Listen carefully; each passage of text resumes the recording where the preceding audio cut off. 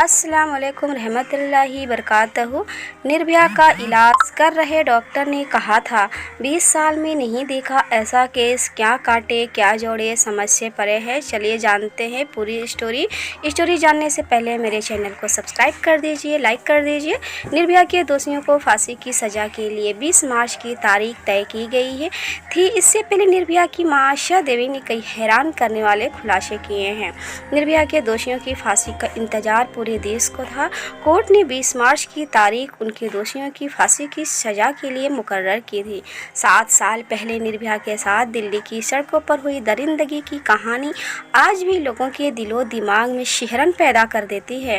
निर्भया की मां आशा देवी ने हाल ही में इस केस से जुड़े कई हैरान करने वाले खुलासे किए, जो न सिर्फ भावुक करने वाले हैं बल्कि देश की कानून व्यवस्था की भी पोल खोलती नजर आती है। एक चैनल के साथ इंटरव्यू में आशा देवी ने 16 दिसंबर 2012 की रात से लेकर अब तक के अपने सफर को बयां किया है। उन्होंने बताया है कि 16 दिसंबर की शाम जब निर्भया वापस घर नहीं लौटी तो हमने हर तरफ उसकी तलाश की। करीब 11 बजे रात हमें सफदरजंग अस्पताल से फ़ोन आया और उधर से कहा गया कि आपकी बेटी सफदरजंग अस्पताल में भर्ती है, आ जाइए। हैवानियत का नहीं था अंदाज़ा। पहले इसके पापा अस्पताल गए और वहाँ से हमें फ़ोन कर बुलाया कि बेटी की हालत बहुत ख़राब है। अस्पताल पहुँचे तो बेटी को डॉक्टर ऑपरेशन रूम ले जा रहे थे। वो हमें देखकर रोने लगी तो मैंने उससे कहा कि तुम ठीक हो जाओगी, परेशान मत हो। लेकिन उसकी हालत देखकर उसके दर्द की कल्पना करना मुश्किल था। उस समय तक तो ये तो पता चल गया कि 6 लोगों ने उसके साथ दरिंदगी की थी, लेकिन किस कदर तक हैवानियत की थी उसका अंदाज़ा हमें नहीं थी।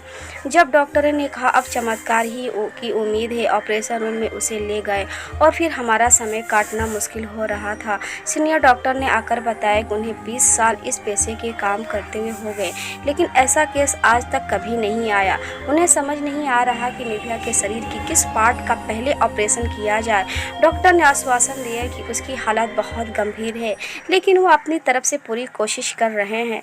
भगवान ही कोई चमत्कार कर सकते हैं। अस्पताल के बाहर लोगों की भारी भीड़। आशा देवी ने बताया कि उसे होश आया तो उसने पानी और खाना मांगा, लेकिन डॉक्टर ने बताया कि उसकी हालत ऐसी थी कि उसे कुछ भी नहीं दिया जा सकता। आज भी उसका मुझे दुख है। निर्भया को इंसाफ दिलाने के लिए दुनिया भर में असली लड़ाई शुरू हुई। मुझे लगता है कि जो भी एपी सिंह आज कर रहा है इसमें उसकी कोई गलती नहीं है। हमारी कानून व्यवस्था इतनी लचर है कि वह इसी बात का फ़ायदा उठा रहा है। लेकिन जब पहला डेथ वारंट जारी हुआ तब से हमारी असली लड़ाई शुरू हुई। इसके बाद उन्होंने अपनी तरकीबें चलने शुरू कर दी और बार बार फांसी को रुकवाया गया तो बच गई होती कई मासूम लड़कियों की जानें।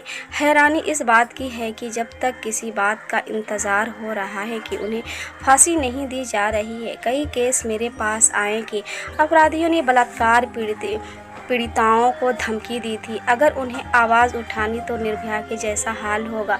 अगर निर्भया को उसी समय सज़ा मिल गई होती तो शायद कितनी मासूम लड़कियों की जान बची होती। उम्मीद करती हूँ कि ये रियल स्टोरी आपको ज़रूर पसंद आई होगी। पसंद आई हो तो एक अच्छा सा कमेंट कर दीजिएगा और मेरे चैनल को सब्सक्राइब कर दीजिएगा। तो मिलते हैं नेक्स्ट वीडियो में। अल्लाह हाफिज़।